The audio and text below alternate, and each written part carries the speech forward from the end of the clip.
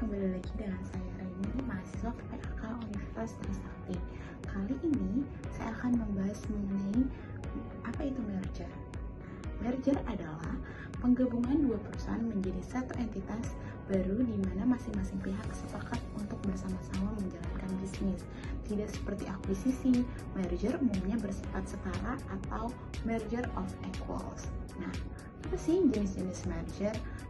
Merger itu dibagi menjadi tiga, ada horizontal merger, vertical merger, dan konglomerat.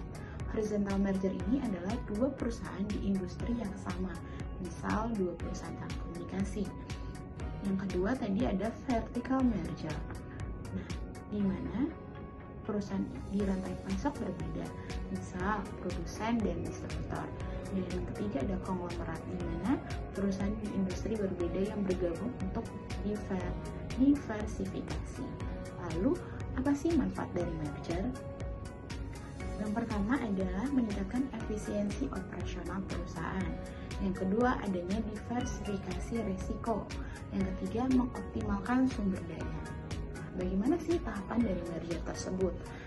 Pertama, perusahaan harus membuat perencanaan dan pemilihan mitra merger. Yang kedua, adanya due diligence. Yang ketiga, adanya negosiasi dan perjanjian dari merger, penyelesaian dokumen, lalu ada integrasi operasional dan budaya. Apa sih contoh kasus dari merger ini?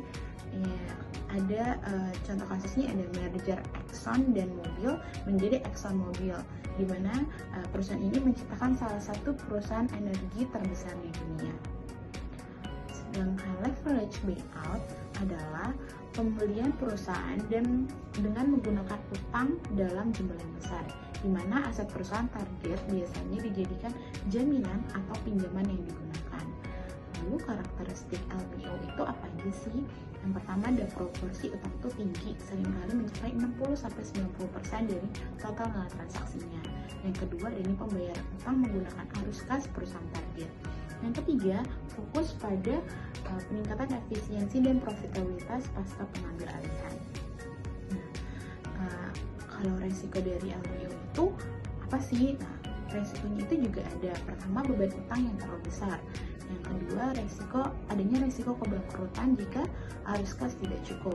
Dan yang ketiga, ada ketergantungan pada kinerja manajemen baru. Contoh kasus dalam LBO yang cukup terkenal di tahun 1980-an adalah akuisisi RJR Nabisco oleh KKR. Nah, ini merupakan LBO yang paling terkenal dalam sejarah.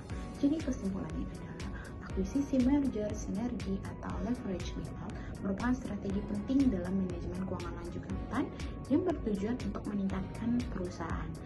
Setiap strategi memiliki manfaat dan risikonya masing-masing, sehingga perusahaan harus melakukan analisis mendalam sebelum memutuskan untuk melaksanakan proses yang mana. Sekian video kali ini, semoga bermanfaat untuk teman-teman semuanya. Terima kasih.